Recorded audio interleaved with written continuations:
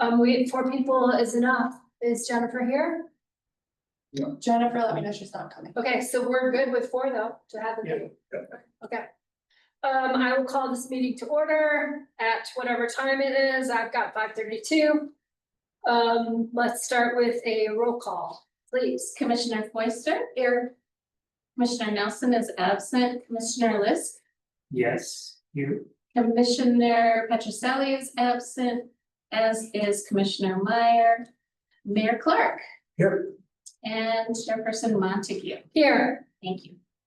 our first action item is a consideration of a request for a deviation from plat design standards of the amended plat of Lot A, La Ranch subdivision, a planned unit development.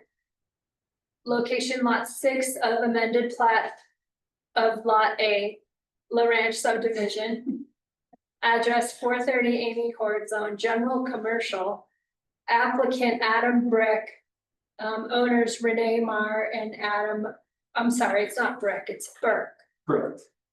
And Renee Marr and Adam Burke are both in attendance. Just for the record. And I will hand it to Angie. Thank you. All right, so as Michelle mentioned, this is a deviation. It's related to construction of the fence at Lot 6.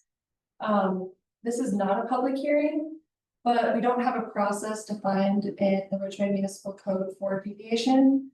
This option was created by a plat note for the PUD. So staff is suggesting that we follow our standard process for other planning commission decisions. So I'll present and then answer any questions that you have. I want to give the applicant an opportunity to present if they're interested, and then answer any questions that you have. And then I think it would be good to open it up to public comment if there's any public here at that time. And then your commission can discuss and make a motion and vote.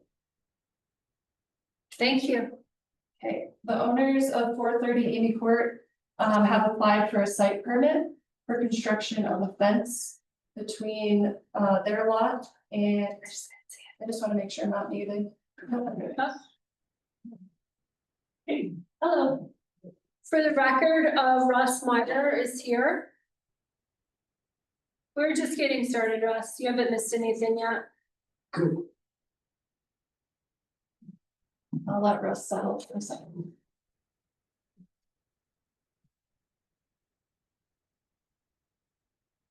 All right, so the owners have applied for a site permit to construct a fence between their lot and a neighbor.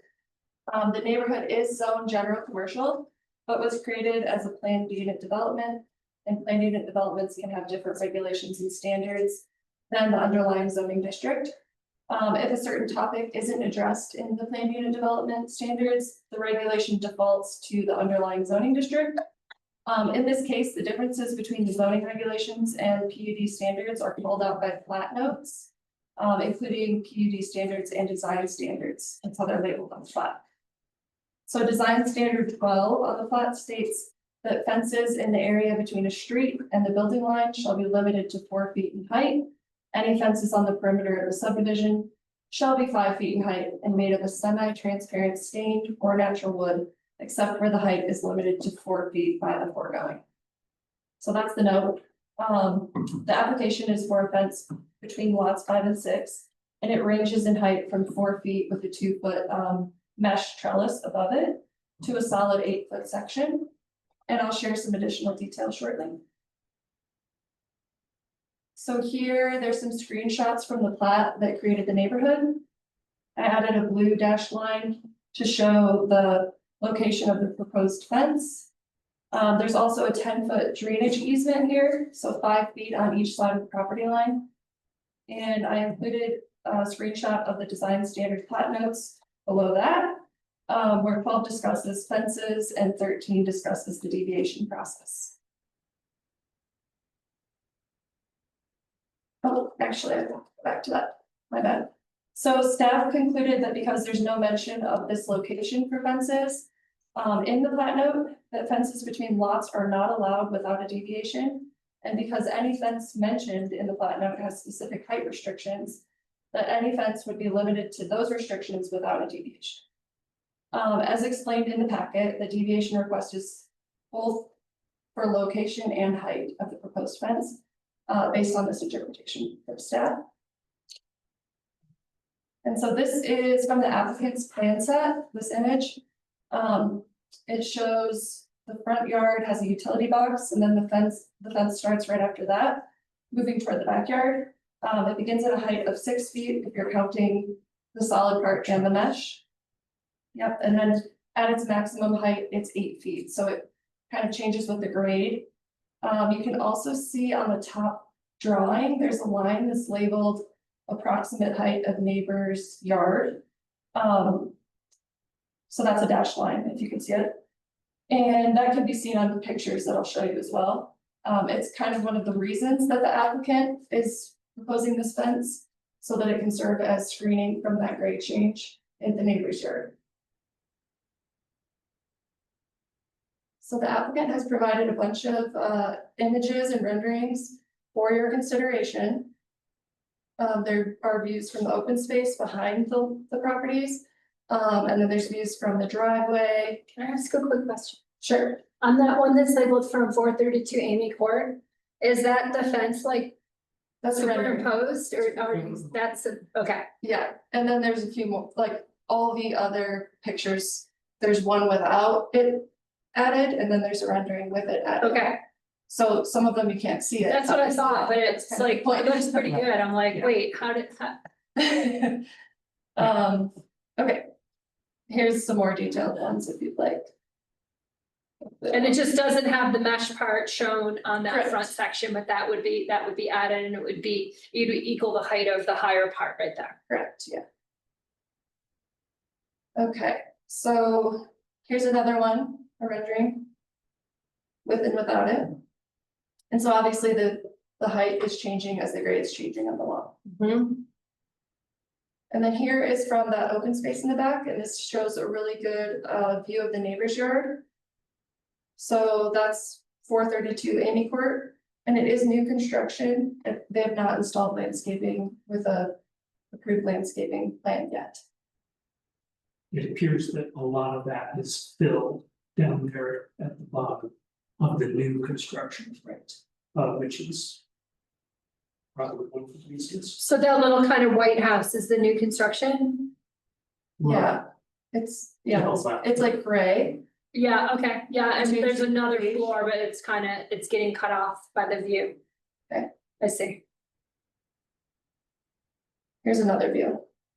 That might help. And this one does have the fence included as well on the bottom image. Mhm. It just lines up with the deck. You can't really see it. Okay, the applicant has also provided an attachment that was included in your packet. And it has a bunch of examples of fences and walls within the neighborhood that are existing. So these are images from that document. I don't have all the exact details. I don't even really have permits for most of these or all of these, but there's some good images here. So I'll just scroll to the next one. It's in your packet if you want me to go back or let me know. There's a few pages. So there's definitely other fences. Sure. These Back houses, there. they fill a lot pretty well. They're small lots. Really small. All right.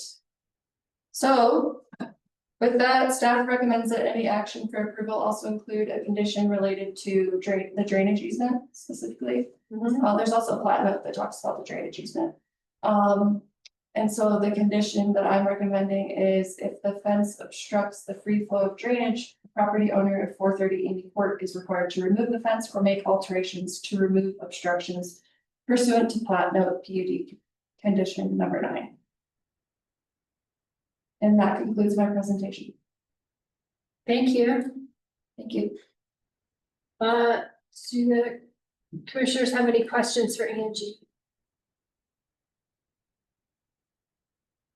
Would the applicant like to speak? Yes, please. If you'll just come up and state your name and address for the record. Hi, my name is Adam Burke. I live at 430 Amy Court. We're here for our fence.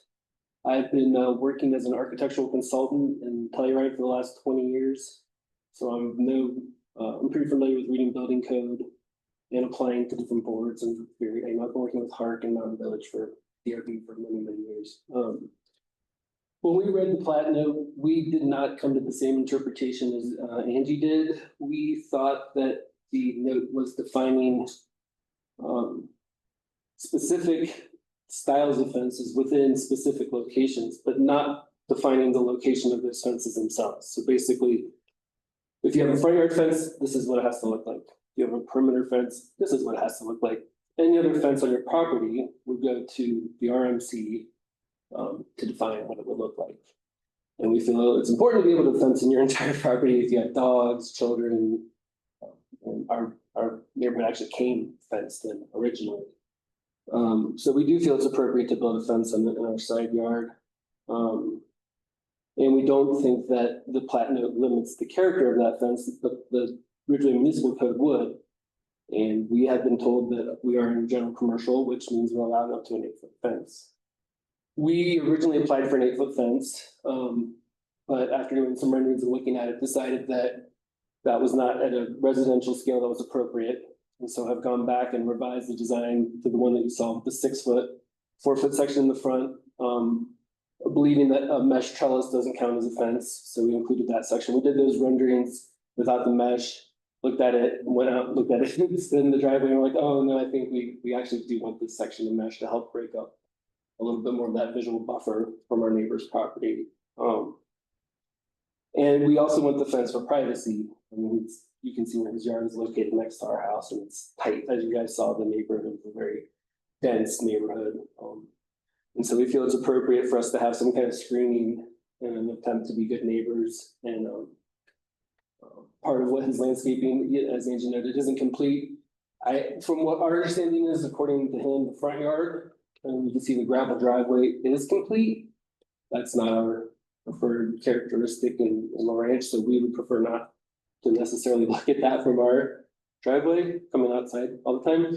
So another reason we would like to have this fence. We have absolutely no issue with keeping the fence clear for the drainage easement. We agree with that. And otherwise, yeah, I think that's pretty much all my points. Did I forget anything important? No? Okay. The 8 feet is, Oh, and you can see from there as the yard trails off, we have a hill that causes the drainage easement. And so you can see from that rendering, like the 8-foot section is going to be pretty much not visible from the road at all. And it comes in pretty well level with the height of his elevated backyard, which is like 8 feet of fill dirt. So you still want to do 8 feet, but only where it drops down? Correct. Yeah. Not on this Yeah. So side that we're looking at right there, Right, so just if in the you're gonna back. correct. Okay, Yeah. So if you look at the elevation, yeah, on the Can we go back? if you don't mind, yeah, that one. Yeah, right there. So I walk over here. Yeah, yeah. Yeah, so 6 feet to just about here where the top of the hill is. Uh-huh. Then at 8 feet here, and then so it would slowly get to 8 feet.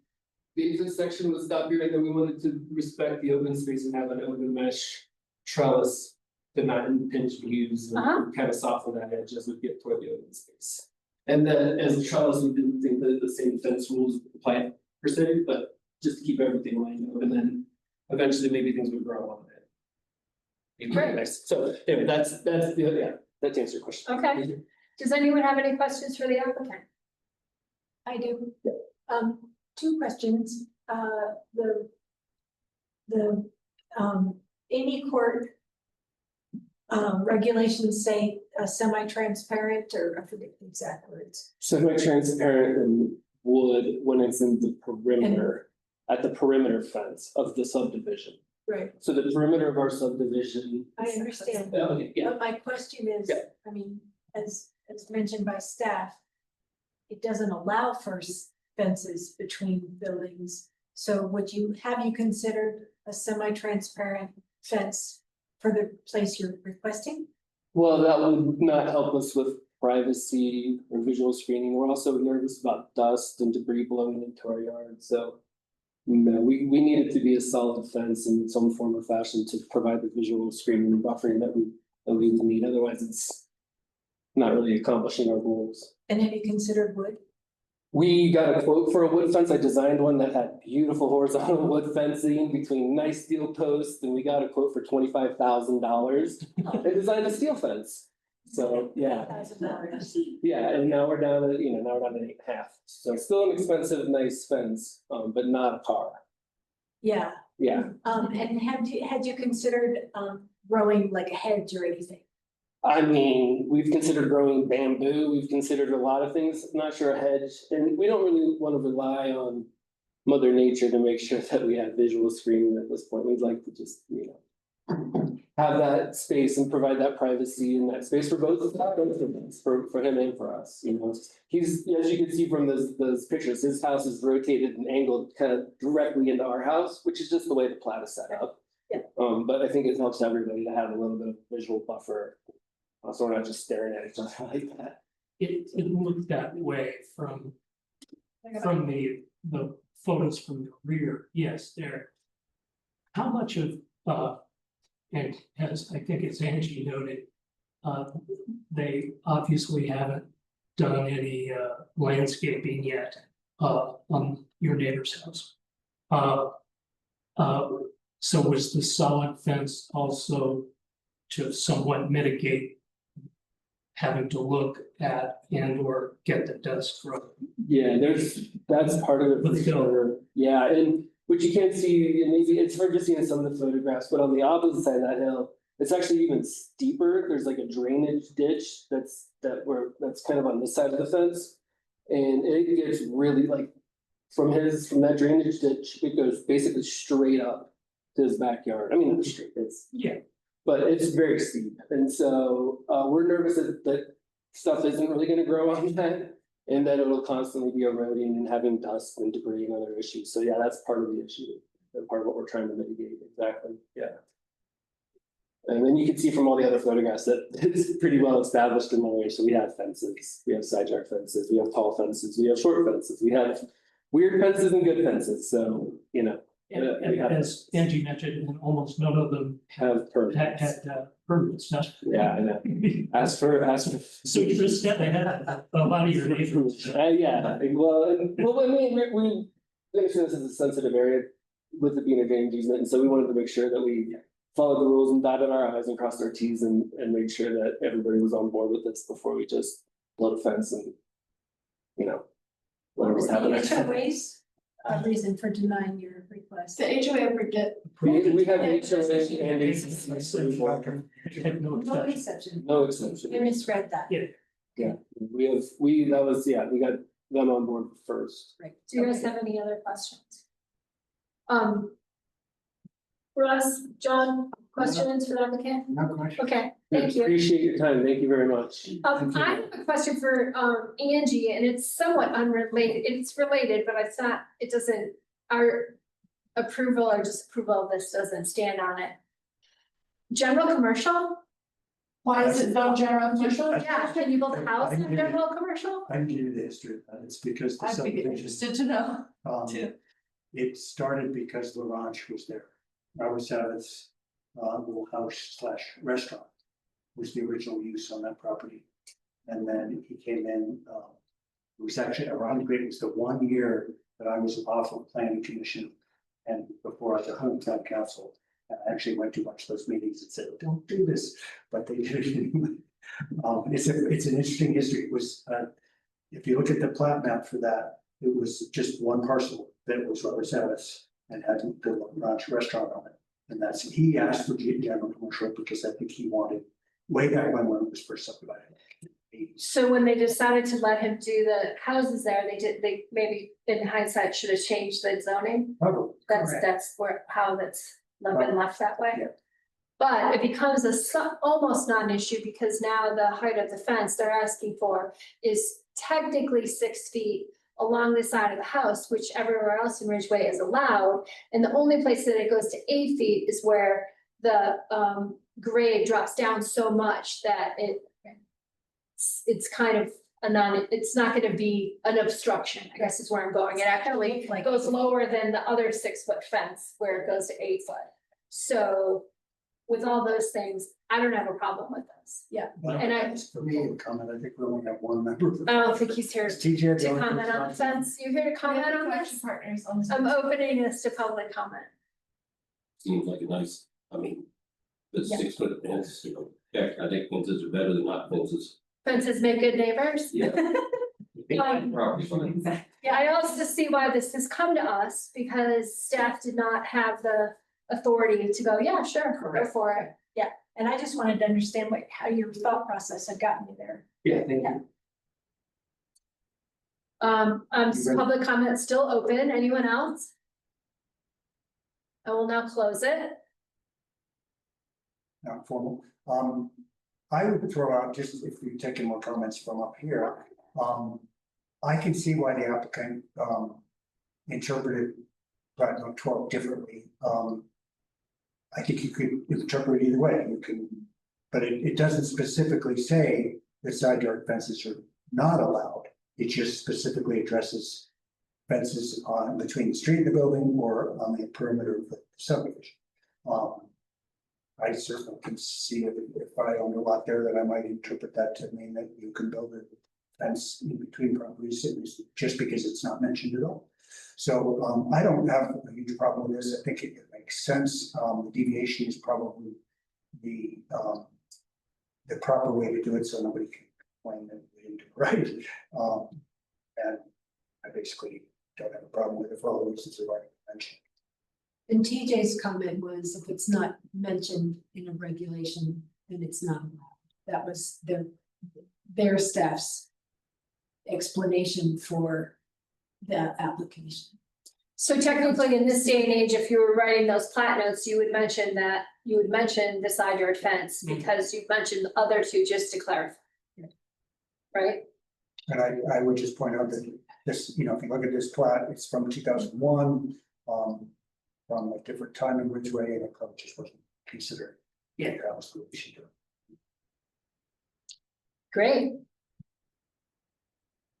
Do I have a motion? So I move to approve the requested deviation with the condition.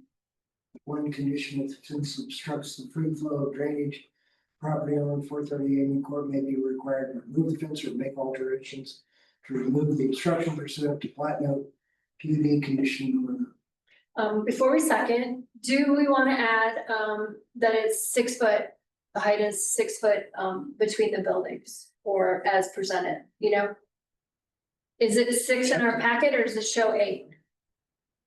Technically, you need to get a second first. So I think we're just the packet looking at- explains I second. all the lengths of the different heights. Right, and that's So- accurate, that has it, what he presented us didn't change, the 8 is in the back.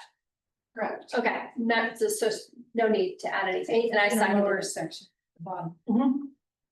Okay, Did one correction, Russ said may be required to remove the fence, and the amendment is that it is required. Yeah, in the staff packet, it says may be required, but when I put the report, or when I put the presentation together, I just made it a little more clear. So no, to make the change, I was reading off this. Yeah. Changes is required. and I'm good with that as a second, and all those in favor? Aye. Anyone opposed? Motion passes unanimously. Thank you. Thank you, guys. Thank you. Yeah. I'll get in touch with you, thank you. All right, thanks. Thanks, guys.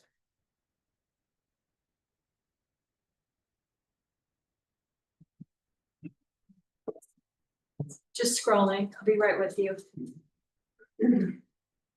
I'm going to make it so that you can share your screen.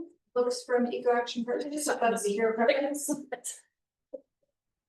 Next we have presentations, building energy code presentation and Q and A from Eco-Action Partners.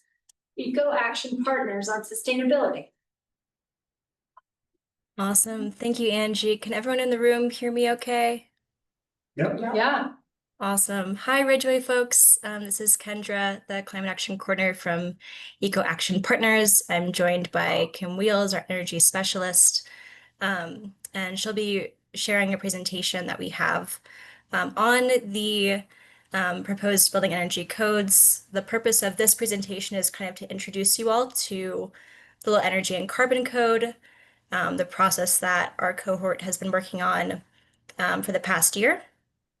And then just gather any questions that you all have and help you understand kind of what the specifics of this code are, and just make sure that kind of an introduction form that we're clear. So you don't have to make any decisions tonight. This is really just an introduction to familiarize you with what energy codes are, what the LECC is, and what the regional amendments are that are being considered by the town of Ridgway.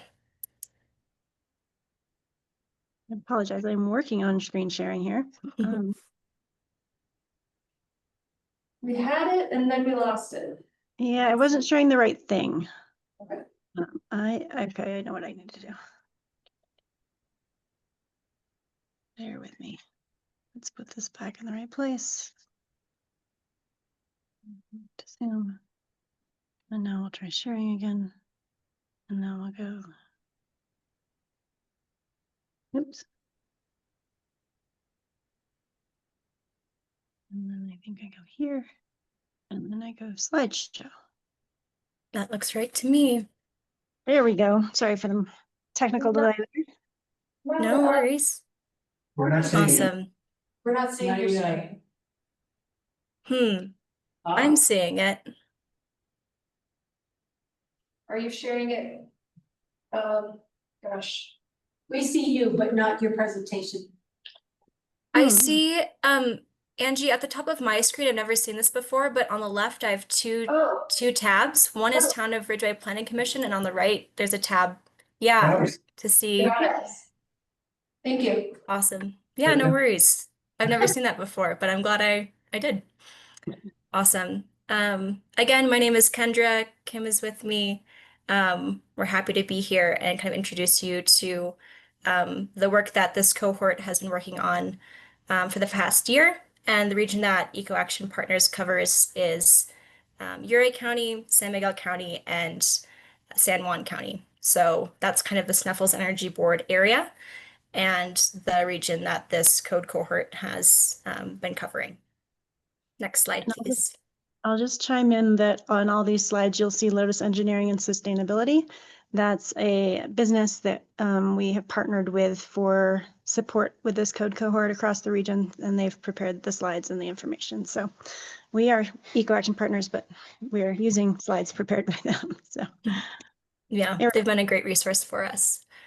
So our agenda for this evening is to go over the goals of that energy code cohort, to kind of zoom out and look at what the 2024 international IECC code requires, as well as what the state requires, the plethora of state resources that are available, dive a bit into the low energy and carbon code, which is a base code that we're working off of.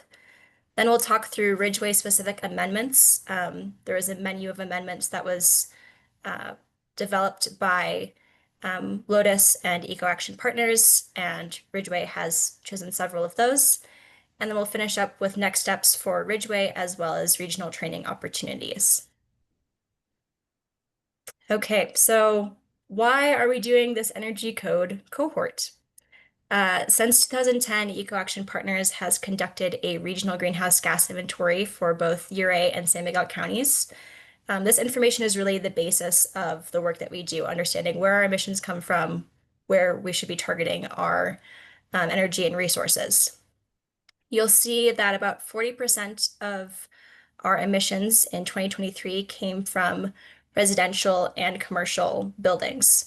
And so a lot of our work really focuses on reducing emissions in that scope. Next slide. The regional climate action goals that have been adopted by all 10 jurisdictions in our region, as well as the state of Colorado, are to reduce emissions by 50% by 2030 and 90% by 2050. And for our communities, this is based on a 2010 baseline. Within the regional building sector of the climate action plan, there are kind of four main objectives that relate to energy codes. The first is promoting beneficial electrification of buildings. The second is continuing to improve building energy codes for new construction, remodels, and additions. The third is to increase natural gas efficiency. And fourth, to reduce energy consumption in rentals, apartments, and multifamily buildings. So the goals of this specific cohort are really focusing on that kind of second point of new construction, remodels, and significant additions. The goals of the Energy Code cohort are to reduce energy use and greenhouse gas emissions in the built environment, to support regional adoption of the same new base code. And for that, we are aiming for the state's low energy and carbon code, the LECC. Third, identifying supporting amendments to the base code that can be regionally adopted. And then fourth, striving for collaboration and consistency throughout the region. And that really helps contractors to be able to work across jurisdiction lines, but have consistency where possible.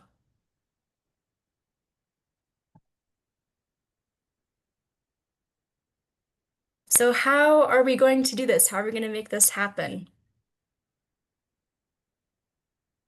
Our work, Eco Action Partners and Lotus Engineering's work, is funded by a grant program through the Colorado Energy Office. And that grant is the Energy Code Adoption and Enforcement Grant. It's designed to assist municipalities in complying with the state's energy code minimums. I'm going to get into that in a little bit. Over the past year, we hosted 6 cohort meetings with jurisdictions across the region. That information allowed our team to develop a code package, so a menu of amendments to the low energy and carbon code. The grant also supports public outreach and engagement. We have a recording of a Building Energy Codes 101 that is public-friendly, layman's terms, introduction to energy codes up on our website, and I'll get to that kind of at the end with resources. And then it also helps us to implement actual support, so one-on-one community meetings and adoption meeting support, so things like what we're doing right now. So where were all of the jurisdictions when we started this cohort process?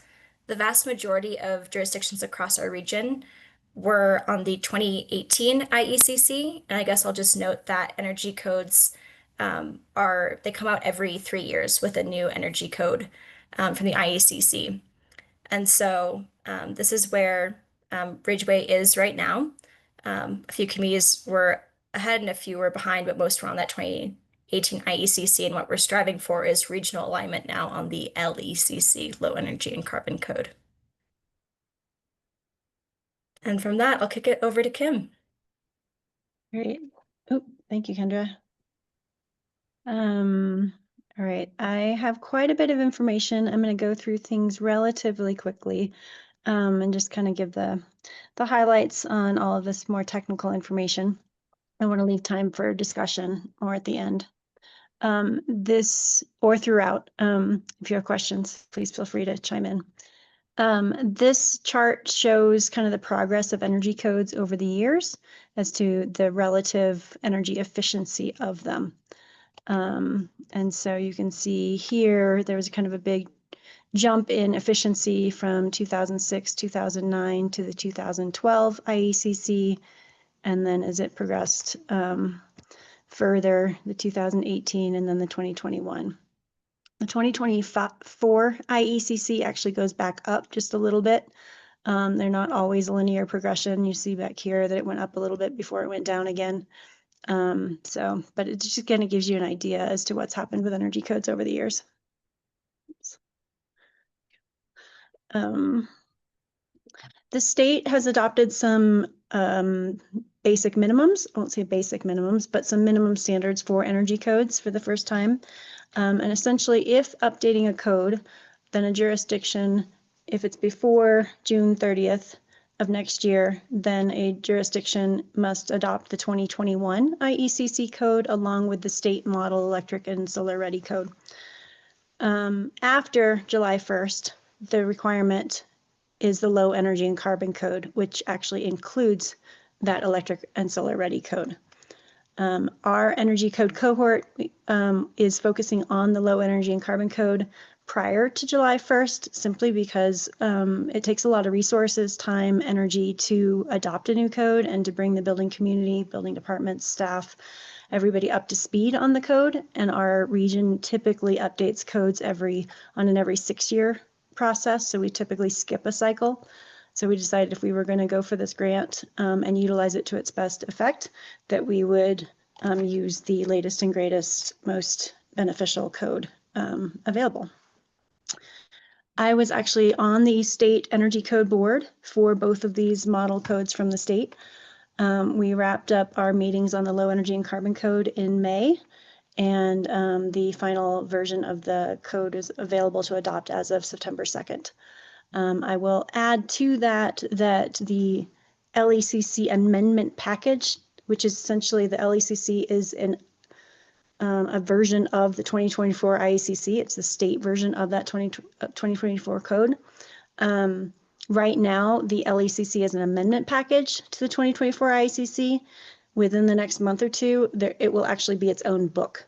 So instead of adopting the amendment package and then additional amendments, jurisdictions can adopt the book. So that has impacted our adoption timeline across the region to delay a little bit to make it easier language-wise and for the resources that are coming out and available from the state. This is essentially just that same timeline that we were just discussing. Okay. Next slides there are a lot of resources coming out from the CEO in addition to what are already available. EcoAction has made them available on our website. They're also available on the Colorado Energy Code website. Essentially, I just want to let you know that there are a lot of resources available for the building community, for building department staff, assistance, trainings, webinars, etc. There's a Colorado Code helpline, which receives a lot of questions and phone calls. There's an adoption toolkit. And all of these items as well are in the toolkit.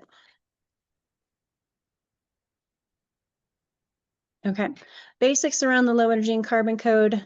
The priorities that we were given from the state legislature were to minimize emissions from the built environment, to maintain housing affordability, to provide compliance paths for both all electric and mixed fuel buildings.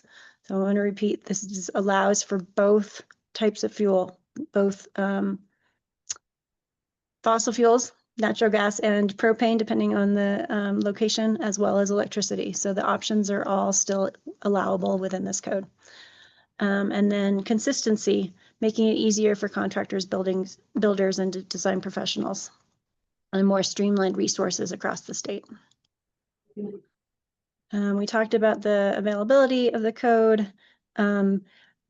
While the low energy and carbon code provides for all of the options of different types of fuels, it provides a really strong stepping stone toward all electric by including some electric preferred requirements. It removes the International Energy Code bias toward use of natural gas. And I'll explain that by essentially in the IECC, the compliance with code is based on energy cost. Energy cost is a variable item. It varies by state, it varies by community, it varies by fuel source and company that it comes from, and it's not a constant going into the future. The low energy and carbon code converts and switches over to using as much as possible within the different pathways of code compliance using energy consumption. So how much energy use will a home need in order to heat or cool or have other appliances running? And so it creates that more equitable platform for natural gas and electricity to be selected for the project. It also includes all of the electric ready, solar ready EV requirements that were in the model code from the state. So it helps to prepare the building community for future adoption of an all electric requirement. This is just a chart showing some of the basic changes and comparison between the base 2024 IECC code and the low energy and carbon code. There's multiple pathways for compliance. There's 3 specifically. And we just talked about some of this. I will say that the low energy and carbon code also has now categories for homes that are defined as large, and it defines homes that are extra large. So for homes that are 5,000 square feet of total conditioned floor area, they are determined as large, and they have extra credits, energy efficiency credits that they must achieve. And then homes that are 7,500 square feet of conditioned floor area and above have to be net zero. And then it has requirements for water heating to have demand response capability. Similar with commercial code. This is what I was just talking about again, similar with home sizes. So for under 5,000 square feet, that's considered a normal size home. There are 3 pathways for all of the homes, regardless of what size. Prescriptive. Prescriptive is basically a checklist. This is what you have to do, check off the list, and you comply. This code has credits added to it. The previous IECC codes did not. So the low energy and carbon code incorporates those credits that are energy efficiency credits, and they're out of a whole list, a table of these are options that you can include that increase and boost your energy efficiency. If you are building a large home, you have to do 20 credits, and it's not applicable for the extra large homes because the extra large homes must use this HERS score ERI pathway. Performance is another pathway. So these are the 3 pathways. Performance base, 80% of the energy use of a prescriptive home is the standard for if you're an average typical 5,000 square foot home or less. If you're a large home, then you have to be 10% more energy efficient than the previous homes. And again, it doesn't apply for extra large. Anybody have any questions so far? Feel free to speak them.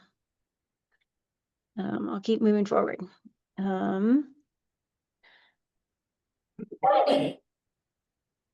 This is all just another way of showing what we were just looking at. So I'm going to skip those and move forward. Okay. So those are the basics of the low energy and carbon code. I want to make sure, does anybody have any questions on that base code before we move into amendments to discuss? All the specifics of that are in the LECC that we can get off your website. Is that right? Correct. Yeah, we have a link to the state website where the low energy and carbon code is located. And they're also coming up with, coming out soon, possibly next week, with a more referenceable comparison to kind of highlight those benefits and changes in a more comprehensible way. So we'll have that up as well, and we'll send it out to the code cohort, including the building officials and staff. Thank you. Okay, we'll jump forward. These are regional amendments. It's a regional amendment package that we created in part because as I was on the energy code board, one of the requirements that we had was that we couldn't create a code that was more stringent than the 2024 IECC.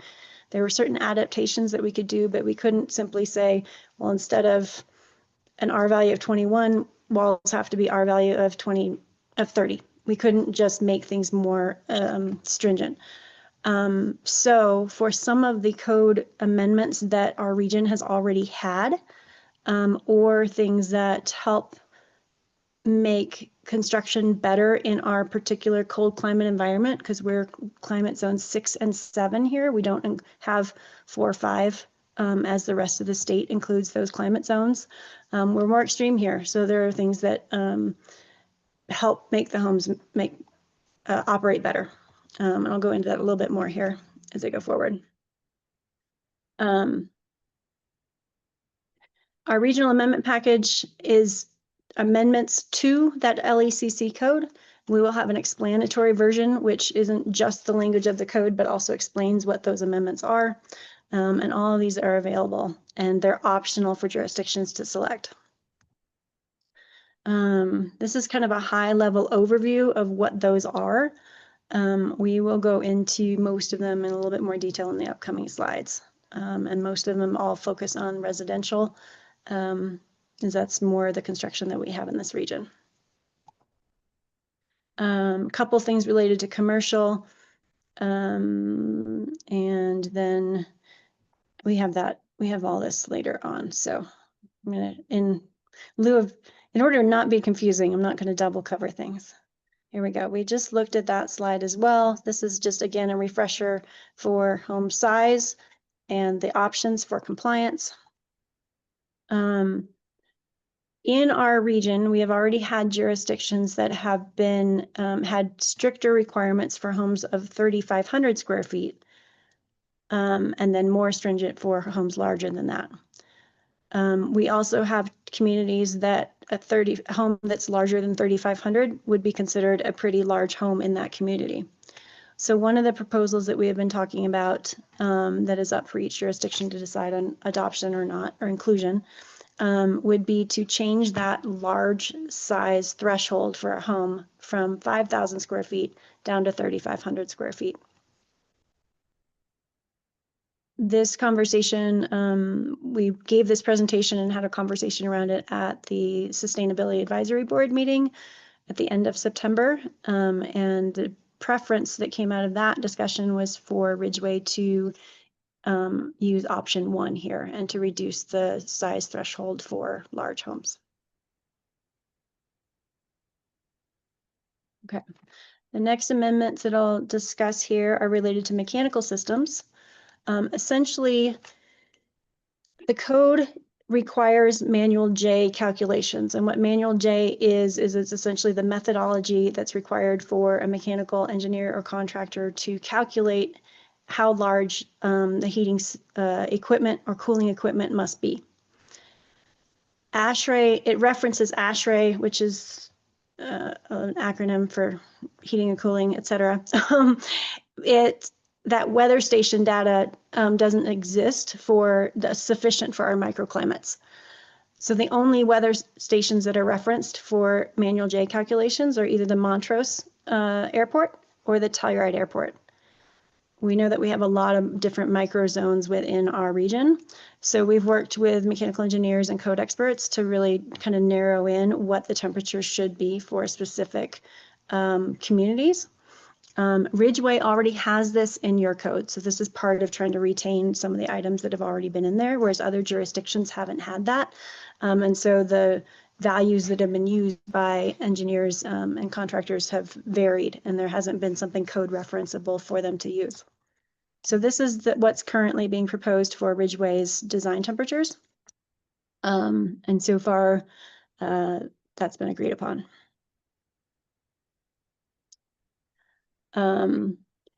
This is an amendment for heat pumps. It simply is working to make sure that if a heat pump is installed, not requiring that a heat pump be installed, but if an electric heat pump is installed, that it is a cold climate heat pump so that it can perform effectively in our climate zones, and Ridgway's climate zone 6.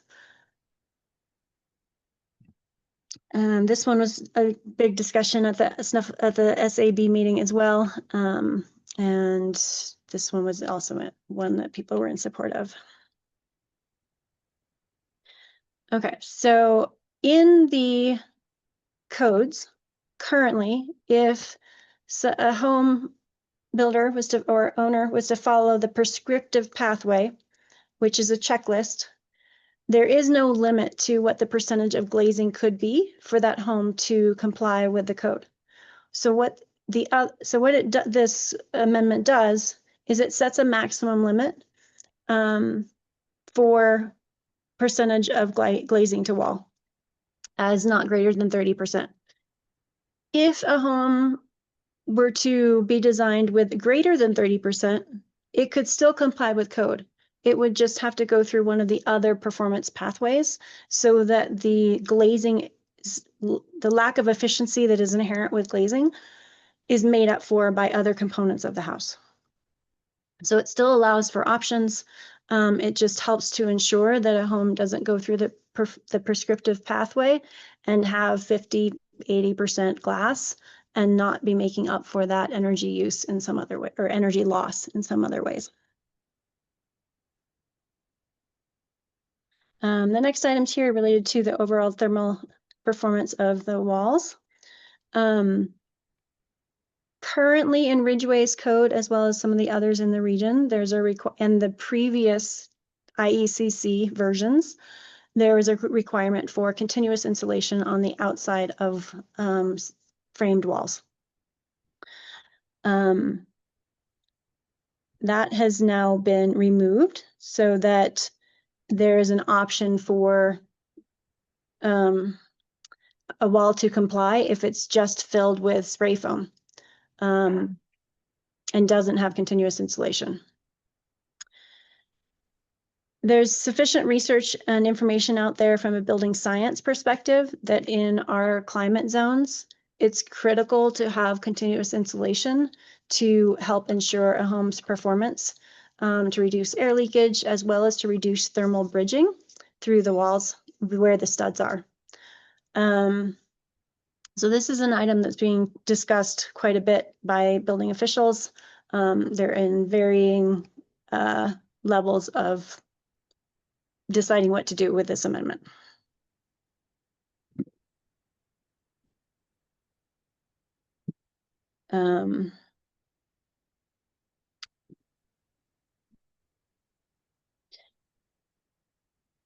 This is one just related to the performance path, that there's a 15% better envelope compliance. And so supporting code officials with those training and tools for that. Okay, this is another one that's been discussed quite a bit. This is related to garage doors. Garage doors for a heated garage. If a garage isn't heated, then this doesn't apply. But essentially the goal is that if a garage is to be heated, that it have a sufficiently insulated garage door to retain that heat inside of it. So other jurisdictions have had for a while a requirement for R18. After some conversations with architects and concerns about cost and what's available and some research, we have reduced that for this code version down to R16. And so that's currently where that proposed amendment stands. Air leakage is another amendment that we're proposing. Air leakage is a very impactful item on a home's performance. The current code language allows for a home that in the prescriptive pathway, they have to reach a certain ACH per hour for their blower door test. But for performance pathways, they can have a higher air leakage rate and make up for it in other ways. The language in the amendment simply says, regardless of what pathway you're choosing, you need to achieve an effective air leakage rate that's the same. I'm trying to remember, I think it reduced in this code pathway down to 2.5 air exchanges per hour. And in the previous code, it's been 3.0, which is both of which are very achievable with current construction standards. And from my personal professional experience, if a home is not achieving that level, then there's some pretty significant air leakage gaps that a builder or homeowner would want to seal anyway to reduce problems and issues down the road with the house. Okay, I'm going to quickly go into renewable energy. This is simply a requirement not for renewable energy installation, but it's one we're carrying forward. Ridgway has already had this requirement in the code that 100% of the building's electricity use be offset through a program. Now, if a homeowner wants to install renewable energy, that's this item B, at least 50% of the building's estimated electricity use. If it is covered by on-site renewable energy, then this doesn't apply. This is covered that way. Otherwise, there's an offset program available through SMPA, is the easiest one. Although this is open to any green power production program that somebody might be available or have available to them. SMPA's program, which Town of Ridgway is a participant in, is totally green. It's very easy to sign up for, and it's very cost effective. But again, this is a amendment that is already in Ridgway's code and has been for quite some time. I'm carrying it forward. Okay. And then last but not least, we have discussed an all-electric amendment. again, the low energy and carbon code is not an all electric required code. This amendment would have an all electric requirement. I don't know, not all of you may know, but Ridgway is in the process of applying for a Colorado Energy Office Accelerator grant with Eco Action Partners help. The goal of this grant is to help prepare Ridgway for the inclusion at a later date of an all-electric requirement for energy code. So the recommendation at this time is to not include an all-electric amendment and instead to prepare the community, have the low energy and carbon code as is, as a stepping stone toward that in a future date. I think that's all I have. Any questions on those technical items before I turn it back over to Kendra? Okay, we'll go back to Kendra and then we can have discussion after. Awesome. Nice work, Kim. I'm just going to zoom out just a little bit and take a step back into the variety of training opportunities that are available to folks. The first one that I will highlight is a workforce development program that existed before this cohort even started. It's called the Energy Workforce Development Program. I administer that program. Essentially, it is meant to support workforce development for upskilling existing contractors to get additional trainings, as well as bring new folks into the workforce and support their training and education as well. So this is for paying folks to take trainings, pays them for their time spent in training, as well as any fees up to a certain amount. And it's just a really great resource to connect folks with the variety of virtual and in-person trainings for things like heat pumps, like solar, like EV charging, like being a HERS rater or building analyst. And so that program is kind of existing at all times. And if you know anyone who might be interested in participating, please send them my way. Second resource there is that EcoAction has an Energy Codes webpage, and that's where you can find a lot of the resources that Kim mentioned before, links to that toolkit from the state, as well as the helpline. We also have information about upcoming workshops and also past workshops and trainings. We have recordings of those as well for folks to tap into. I'll quickly go over a few of the upcoming training opportunities that we have. The first being an electrification workshop that we're going to host on November 11th. That's going to look at grid capacity, what the codes require in terms of electrification and how to do it. We'll also be hosting a lunch and learn opportunity specific to Ridgway and Uriah counties to support contractors with their specific questions and feedback on the LECC. We're planning a kind of full workshop on the LECC and regional amendments in early 2026. And then we'll also provide energy code enforcement training and support with support from the CEO for actual building departments and officials as well. And then specific to the town of Ridgway, this is the proposed adoption schedule that we are looking at moving forward. The first item being our meeting with all of you tonight, this presentation. We plan to see you all in a couple months, likely in December, for a text amendment public hearing, with a first reading likely going to town council in January and then second reading in February. So that's currently kind of what we're looking at in terms of timeline and next steps. And with that, I will pause and just open it up to questions from you all.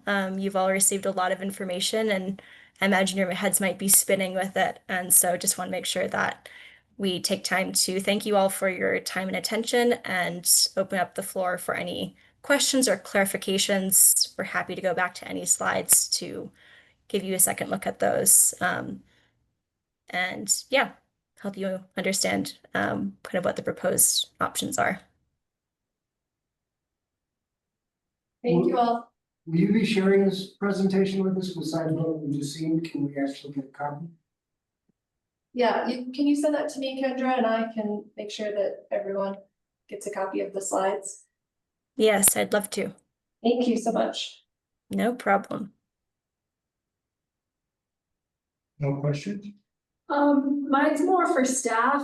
John, you may know this from council, like we're on board to do this, right? This is state recommended and there's really no reason we wouldn't, and it shouldn't be too much of a lift because we're not at the going all electric piece that some people are like, freaking out about.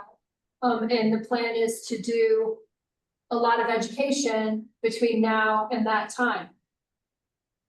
Yeah. Yes, summary. That's good, someone. And Gordon and I have been participating in the cohort since either of us started our jobs, so. So this is great. It was very informative. It's good stuff. I know Terry always likes to talk about it. People are like, oh, SMBA.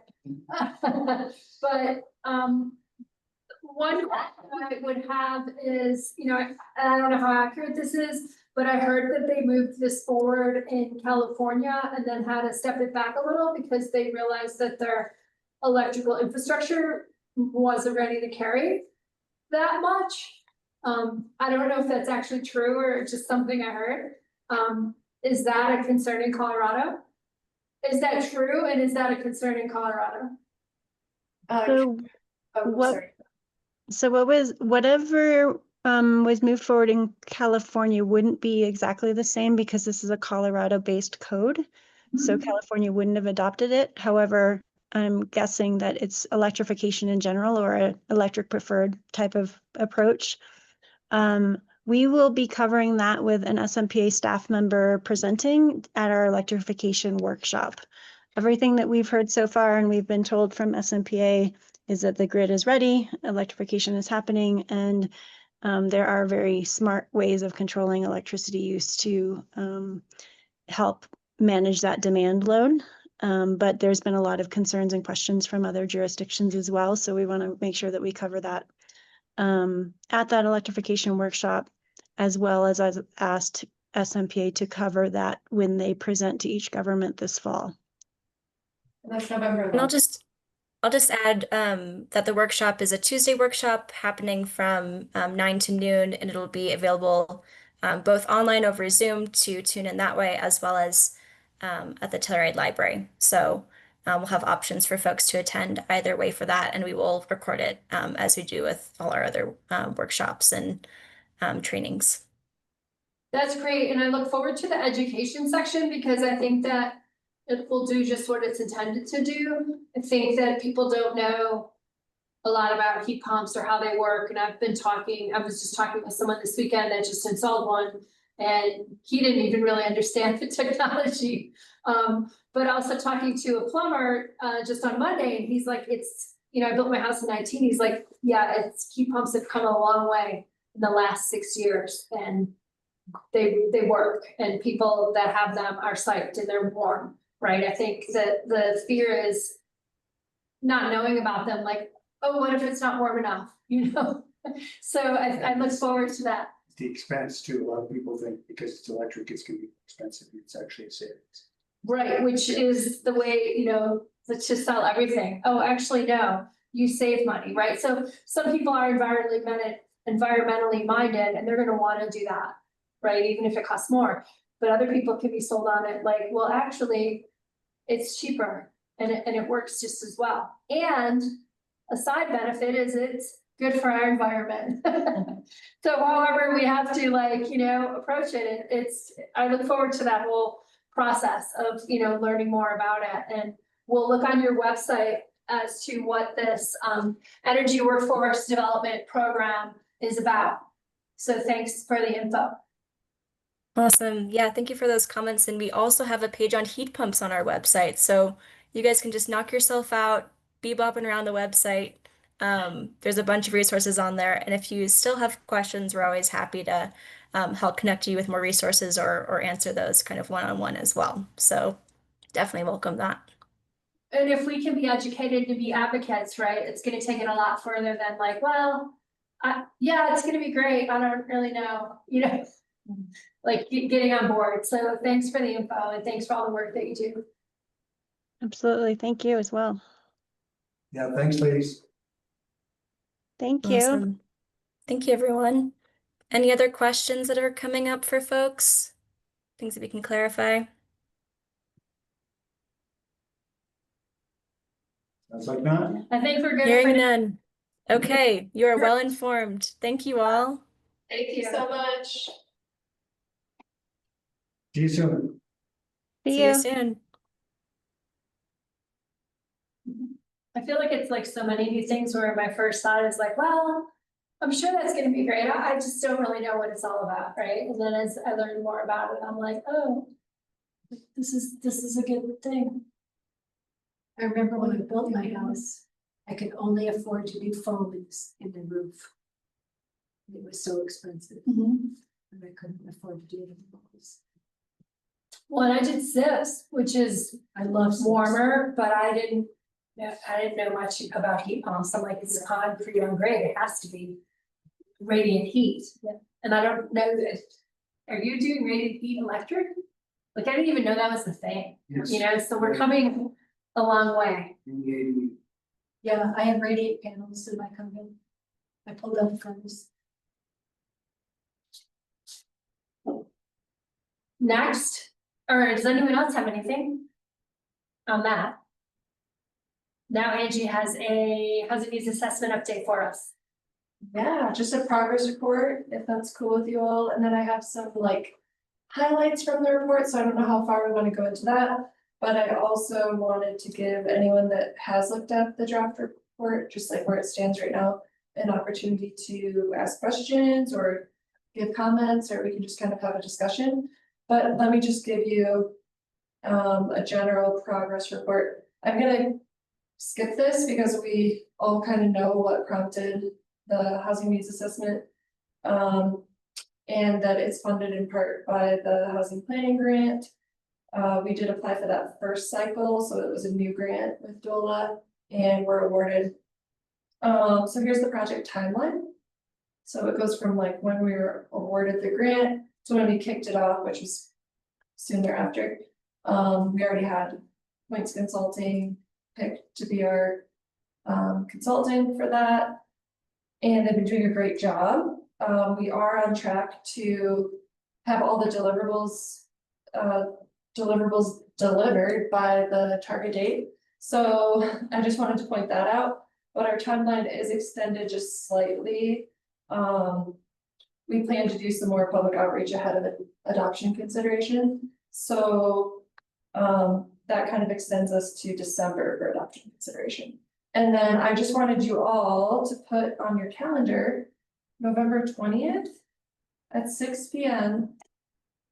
at the Decker Room. We do have a planning commission meeting the night before, so I will remind you then. But that's when Points is going to be here and give a final presentation on the housing needs assessment. So that'll be great. It's open to the public. We're hoping that some county leadership will come as well because it is a regional housing needs assessment. That day is the a government. The CML thing, Yeah, that's just during the day. yeah. I'm Okay. planning on going to that. So this is at 6. This is at 6. Okay. 6 to what? We planned till 8. I don't imagine the presentation is gonna be that long, but maybe for some mingling afterward. 6 to 8. It's on my calendar. Great, thank you. And look out for some marketing materials for that. We'll be printing out flyers and I can send each of you the electronic version of the flyer as well, once that's made. So their latest deliverable, which is just an add-on to the full report. So every time they've given us a deliverable, it's just another like piece of the report put together. Was this community engagement memo that's highlighted here. So it's the report is still very much a draft. But after the full draft is delivered on October 22nd, that's the next deadline for deliverable. I've offered to send it to DOLA for review, and then I'm gonna give it a very detailed review myself. And then I'll also share it with you all at that time for comments. And I understand it's a very long document, so if you wanna, read the section that interests you and comment on that, great. I won't require you to do that by any means, I just, want you to have plenty of time with it because it's so long. All right. Oh, this whole, that we're still on the housing needs assessment. I'm sorry, I was trying to save that date in my calendar and having trouble. November 20th? Yeah, I got it. Oh, okay. But we'll get the deliverable number before that. Yeah, October 22nd is when it's due. They've been giving me all the deliverables like a couple days ahead, I'm sure. We talked about it on the drive up. Okay. All right. So are there any questions or is there any discussion that we want to talk about now? Like related to the report as it exists? If anybody spent time with it, I know Pam and Bill's looking at it, so. Anything you want to bring up or ask me about that I can ask points about? You know, the one section that sort of interested me the most was the vacant land, underdeveloped land that they identified in both the unincorporated parts as well as parts even adjacent to our community and sometimes within the bounds. I would say probably 60 to 70% of what they identify as vacant or underdeveloped has either fire, flood, or geologic hazards, or excessive slopes, et cetera, all that stuff in well, on the way out of town behind the Marie Scott subdivision, it's all, you know, 30 degrees to 40 degree slopes. So a lot of that is unbuildable. So it's a bit misleading. That was one of the things that just sort of jumped out. I noticed they want it where I built my house 10 years ago, it was shown as undeveloped. Really? Yeah, so they might just want to check what year they're getting their information from. Okay. And that's that land resource and capacity analysis. It's a section in the report. Yeah, me and Mark Castrodale reviewed that section and had a lot of comments. And they did build in some contingencies related to like, I don't know if they really looked at what you're bringing up, the like hazards and slopes and whatnot. So that's a very good point. It's probably hard to see on a map, right? When you're standing there looking at it, it kind of jumps out at you. Yeah, they would need to do like GIS overlays to compare, which exist. I mean, they can certainly do that. So I will definitely bring that up. Yeah, I mean, just given the insurance for housing and how both in, well, all around Ridgway County have been cancellations of policies due to, especially to fire, but all that stuff that's shown as vacant or under developed in Ridgway is all along the river. So it's, you know, it's flood. So it's not useful information, or, you know, it's not, it's not as if, oh, we should develop that. Right. Well, and that really speaks to it, Bill, is, you know, it's not insurable. So you can't, Correct. you know, like if nothing else, you know, you Exactly. can go Yeah. for a exception or a this or a that, but if you Right. can't insure it, you probably can't Yeah. build it. Well, and that Or was you can build it, but you can't sell it. Yeah. Because nobody will give you a mortgage. And that was the 40 acres up on Vista Terrace that came Correct. up I don't know, 5 years ago, 4 years ago. Yeah. Because it has steep hills, it has ridge lines, it has inadequate fire and disaster egress, Mhm. water. You know, somebody wanted to put 20 homes on there. We were all like, you can't do that. The was it Four Winds development? Yeah, that was 4 Yes. years, yeah. Okay, yeah. What? I'm sorry, you got to. Yeah, yeah.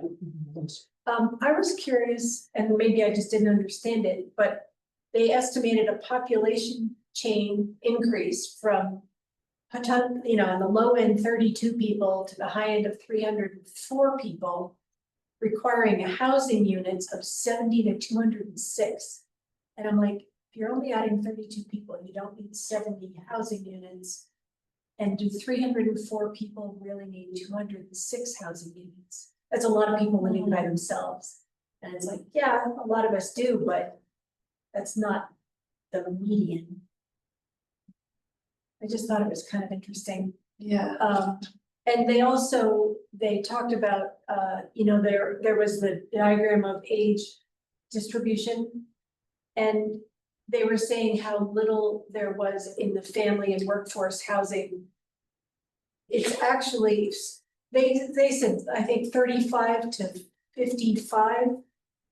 And it's like, well, people still work past 55. So if you say you worked till 54, there's actually, I thought they skewed the elderly population. 64 and above was 18 point something percent in Ridgway. And then they were saying what I was saying is if you include the ages of 35 to 64, which is a high family and working age range. Yeah. They make up 43.7% of the population. So I didn't think that I thought they misrepresented how big the elderly population was. It's like, no, people are working to 64 and sometimes past that. Yeah. A lot of times. And they still have kids in school going to college and things. And then I thought it was very interesting, I'm sorry, I was startled. They did on their survey notes, 21.7% of the people surveyed do not think we need more housing. And I'm like, how does that happen? Incorporated actually Ridgway right. County.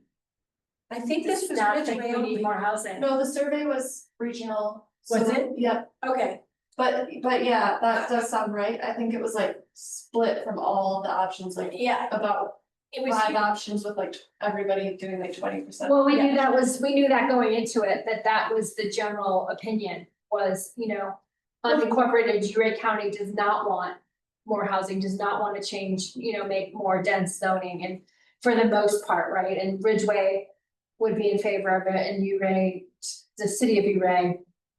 yeah, because the other big section was, yes, some development allowing for ADUs and more density. Which I thought was common sense. But that's because I sit on planning. Well, There's a lot of people that I've heard the opinion, like the more housing, affordable housing we build, the more people will come and live in it. Like, will we ever, you know, saturate the market or create housing for the people who want to live and work here? Like, it's very difficult. It has to be deed restricted to say you have to work here. You know, like, why wouldn't you live here and work in Telluride where you can make more money? Like, how do you, it's pretty tricky. Yeah. yeah, it was rather shocking that, what was it, 80% of employees in Ridgway live elsewhere. It was. Yeah. And That most was quite- people who own their home are part, Correct, yeah. because we got in before. Exactly, well, and that was a wonderful graph or statistic that was shown in the graph. The number of people given the income statistics that are available just from census.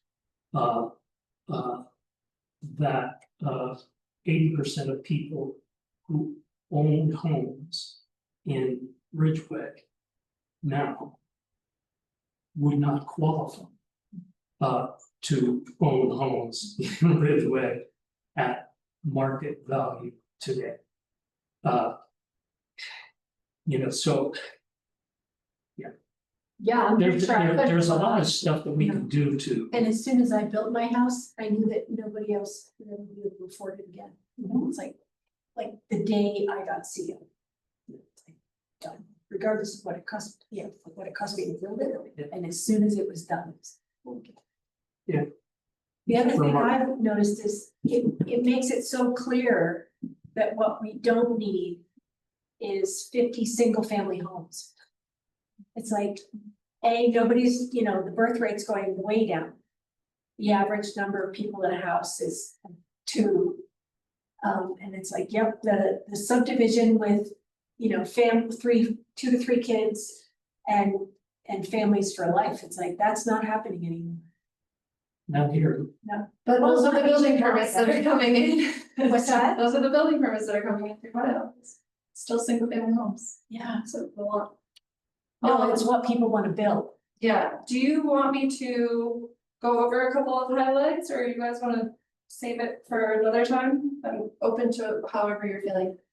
Whatever you want. Yeah. Okay. Okay. And the reason I included these highlights was simply because I thought they were interesting. But if you guys have something that you wanna dig into and talk about another time, I'm happy to do that and spend more time on something that interests you instead of what interests me. But anyways, let's look. So I split it up kind of into tenure. So we're gonna look at like renter, ownership, vacancy for a second. And then also like the new construction, so new units, and that will tie into the projections that they've given us. So here I just wanted to point out for renters. It was kind of interesting because we talked about housing cost burden previously in one of our housing conversations in the past. But as a reminder, cost burden means a household spends more than 30% of their income on housing costs. And if a household spends more than 50%, they are extremely cost burdened.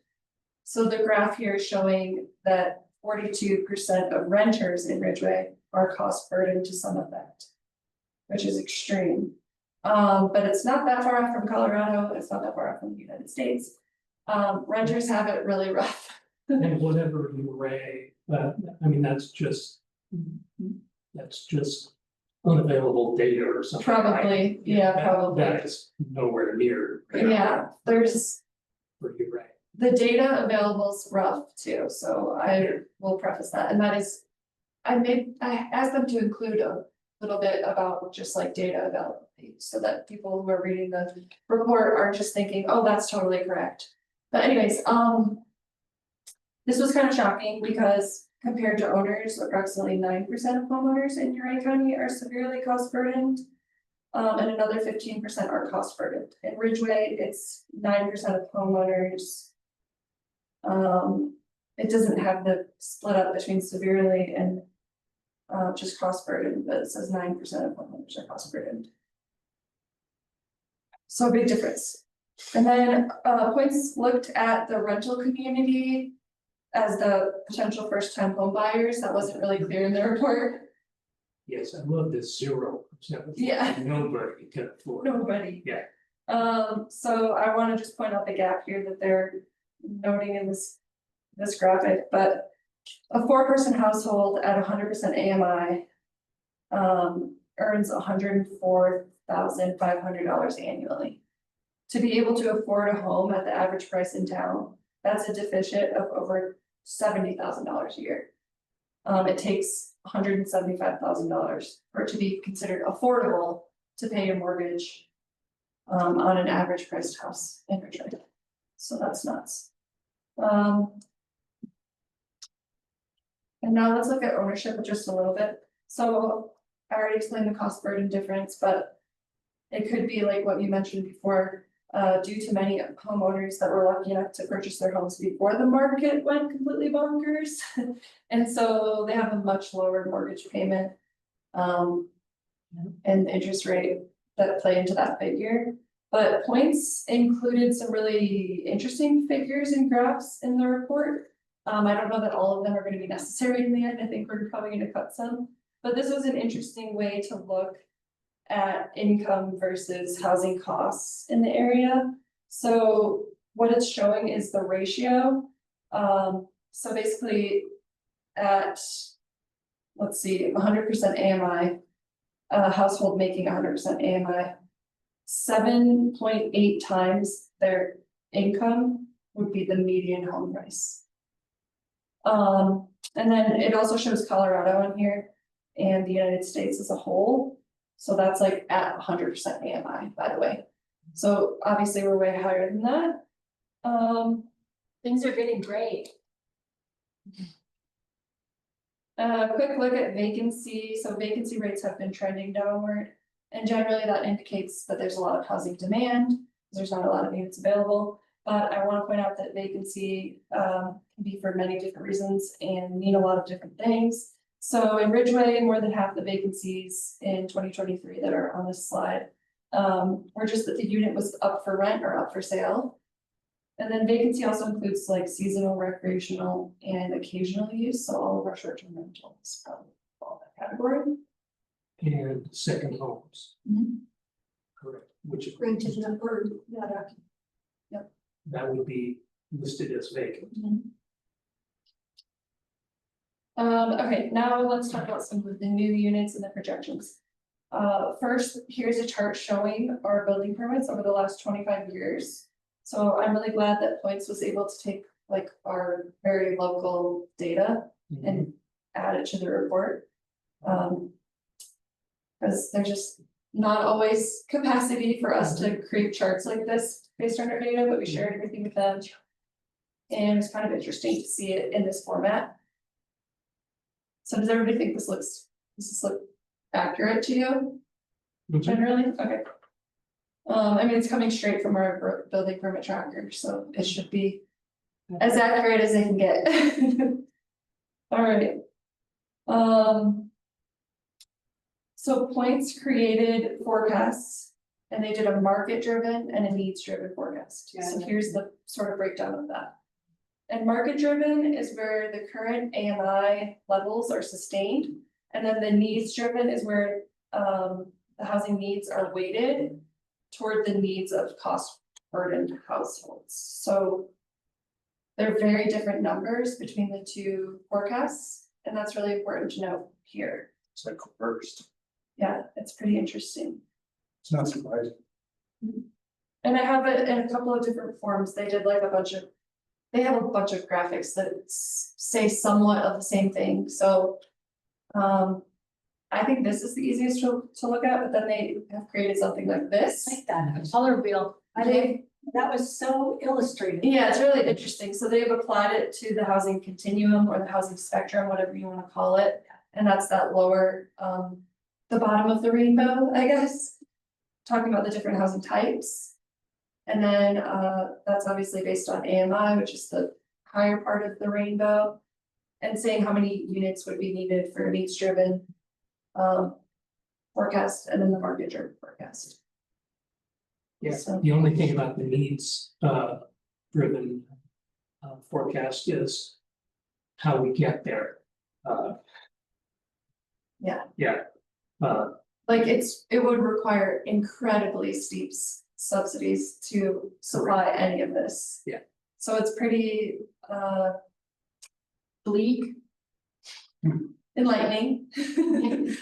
But I think it's really helpful that they included market driven so that like both things can be justified, you know what I mean? So Is there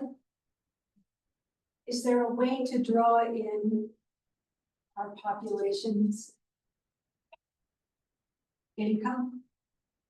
Because if you go right to the middle where it says 80 to 100% of AMI, oh, you wanna know what that number is? I'm just, Or no, what do you mean? Like a an income range. Never mind, I just answered my own question. I just did.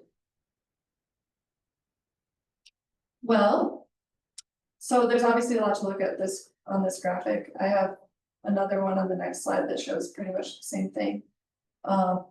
In a chart form. But we can kind of skip it. It's in the report. You can look at it whenever you like. I just want to jump back to our timeline. And So make sure you all put that on who will your. decide, which graphs are used in the report? I'd imagine you'd get all of them. Like in a PDF or something, but like. Will you decide or, how will that work? Who will decide what ones you pick? Well, I will be giving a detailed review, but we have guidance from DOLA, so their review will be really helpful too.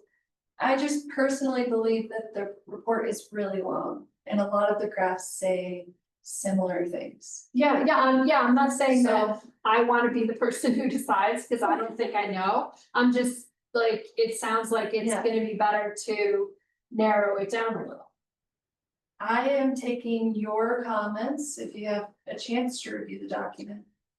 Adding my own and giving those to points. So Well, I will be maybe doing it could a be something red that's line. like a, like an addendum or something, like if you wanna look at more graphs, like it's a bit, they're Yeah, yeah. available, but maybe it's not part of the overall report or something, Yes. right? Cause everybody processes information differently. I tell Yes. you what, though, if you take away all the charts, it's not that long. Yeah, I read it, in, 3 hours this afternoon, kind of paying attention. Yeah. As much as I could do is kind of, but, I thought their introduction and their 2 sections of analysis, I thought that was really good. Mhm. And honestly, I really enjoyed all those charts. Because, I read it in the analysis and then I go back up and I look for a chart that seemed Strap what you to, read. apply. So I liked being able to do that. Mhm. Yeah, when you're just scrolling through it, it's not bad. If somebody dropped it on my desk and it's 120 pages, whatever it is. Yeah, that'd be a bit much, but I really like being able to see both like those pie chart sorts of charts as well as just spreadsheet type charts. Well, in most cases, if you're not into the charts, you can skip them, Yeah, right? You can go past them because the information would be presented in a narrative, so. In the analysis. Yeah, you don't have to read them. And I'm a visual learner, so I look at those and I'm like, it just crystallizes it for me. It did for me too. I think that color wheel is extraordinarily good. And next to it, like when you're in the Decker room, I would put a list of what income value is attached to each level of AMI. Okay. So people can look at it and go, well, where am I on that wheel? Yeah. Yeah. Well, it could even be put right underneath. Yeah. Those numbers at the top. Yeah. But it lets people relate themselves to that diagram. That's a very good point. Like it. That's great. I want to point out that there's a table 5.8 subsidized housing in the town of Ridgway. There's some errors in that. At least I don't understand why they're saying that Riverfront Village has 34 units that are generally Yeah. subsidized. And then Main Street Commons doesn't have 9 units to meet. No, it had 3 or 4. Yeah. I shared some comments on that part Good. with them. Good. That hopefully they're addressing now, but I think it's 4. yeah, there's some things in here that are definitely inaccurate. I didn't spend enough time with it to give them like detailed stuff or like wordsmithing or like this needs to be labeled better in the chart to make it make sense. But that's the plan for after the 22nd to like really and focus in. So I don't know what charts are getting removed. I just know that some of them need to be improved, certainly. Yeah. And then if any of them say the same thing. Yeah. Maybe there's a chance to to. Get rid of one of them. The worst one. It's in workshop. The, Not for me. somewhere like in the, if you're, I don't know if this is a walkthrough and you go through, I haven't you done know, much the history and where we are kind of thing. But it's important, I think, to show how far we've come. Yeah, it's like, nobody is satisfied with where we are. But how much has been done in the last 20 years? To try and meet any needs. Cause that matters. You know, people are like, well, when are you gonna fix it? And I said, well, how long have you been here? We've been working at it for a really long time. You know, and some of us who have been here even longer. And it's like, yeah. Not a new problem, but we've been working on it for a really long time. But all in all, it seems like they've done a really good job. Yeah, they're economists, so like some of the language, I'm making sure that they clarify it for the planners of the world or just, you know, people that are reading it. Some things don't have like definitions and it's not super intuitive, like what certain things mean, so.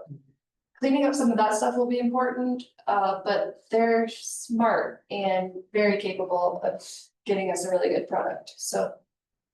I'm really happy with it, the county's really happy with it. And I can't wait to see the next version. That's great. Cool, Yeah, great. Good. Thanks for facilitating it. sure. That's all I have, so if anybody has anything else related to that, or we can. Move on. Okay. Thanks. Thank you. Thank you.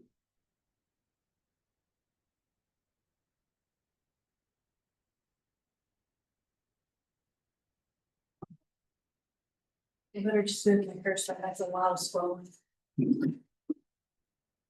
Looks like we're looking for approval of the minutes of the September 17th meeting. Can I get a motion? So moved. I want to make one correction. I'm not listed as present in the attendance. But I was there. I even made a motion. Thank you.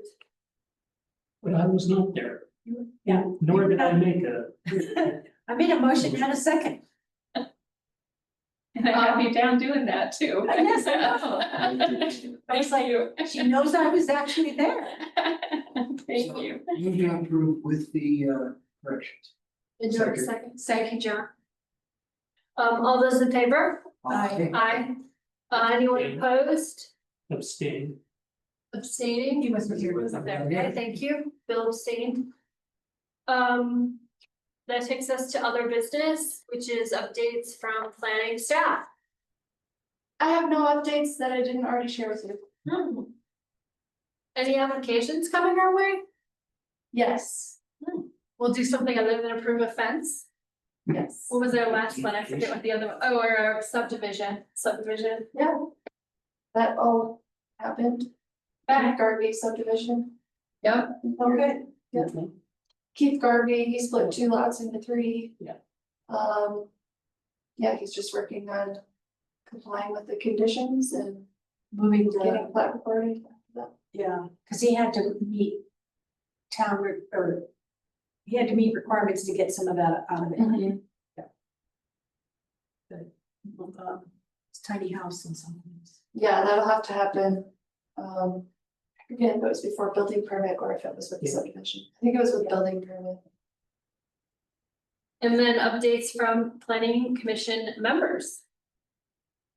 I can give you the update on Mountain Towns 2030 annual summit that Terry and Beth and myself went to. Was it last week? It was just last week. It's been a crazy month. Yes. But it was Angie was asking about it when I walked in. I said it was as good as it could be given the climate, no pun intended, the situation in the world right now, especially in this country.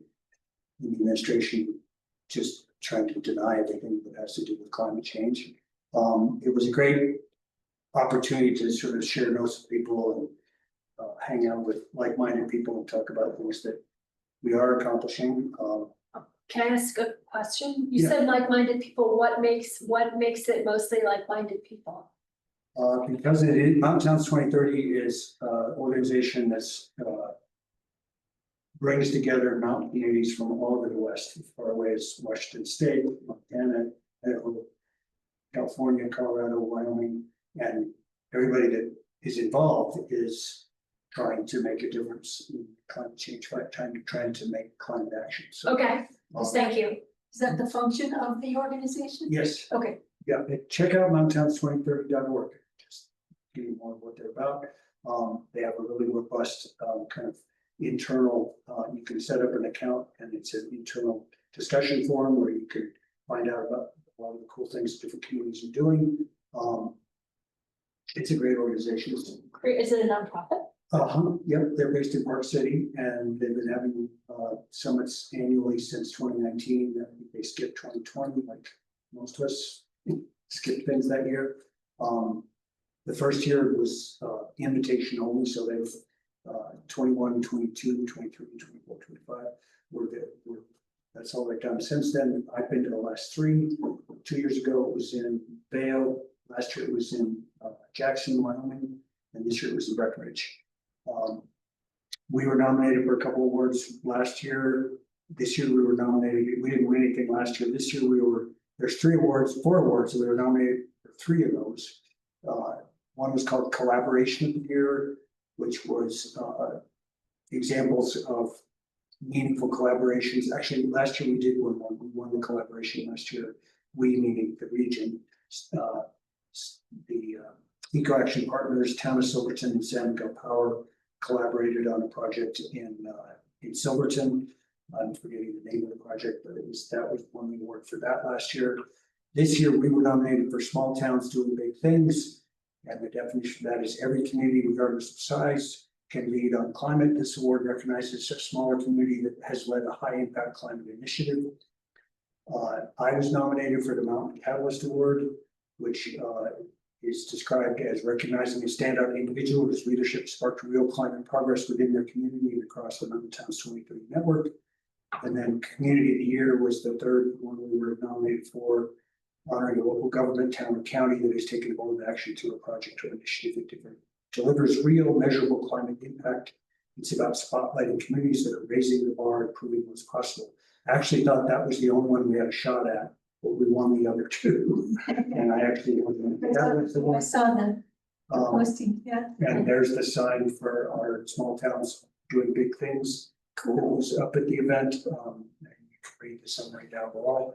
All in all, it was very exciting and humbling, and I was shocked. I didn't think I had a chance at winning the Catalyst Award. I think it was mainly just recognized the years I've been involved in and trying to guide us to making some concrete climate action in the community. So it still got a shot. And you didn't have to give a speech. Oh, good. Okay, Congratulations. there you go. It's a big deal, John. Yeah, it Yeah. is. It's like I said, I'm still kind of pinching myself. It's very cool. And if that doesn't stay standing there, if that's not an appropriate place, I think it could hang on the wall there as well. That's pretty cool. It's really cool. It was a great way to end the event and make me kind of float through my 4.5 hour drive home. We're gonna have to put a trophy room up here. Yeah. Put a shelf. Yeah. There you go. So yeah, I encourage you to check out their website and see all the things they're doing and maybe join us next year. Next year's event is going to be in Sun Valley. So last year it was about a 10-hour drive to Jackson, and Terry and I looked again. It's just a little more than 10 hours drive to Sun Valley. Some of us, Jackson at 8, yeah, but I go the back roads. we did what I thought was Irish County. And I know it was close to 10. Yeah, it took me 9.5. Well, but I was going to. She drives like a better. Someone's right. I hope you're the electric vehicle. It's exhausting. I get exhausted driving to the pool. Anyway, Yeah. check it out. You know, if you have questions, The cleaners. what's that? Oh, The cleaners. Okay, we should. do that. Okay. we're leaving. Does anyone else have an update? Thanks for that, John. Yeah, thanks a Yeah. lot. Congratulations. What's, yeah. Thank you. Meeting is adjourned. Thanks, everybody. Our next meeting, I just had it on the screen, but I clicked Do we on need it. to turn these off or you just turn off on the system? It is on November 19th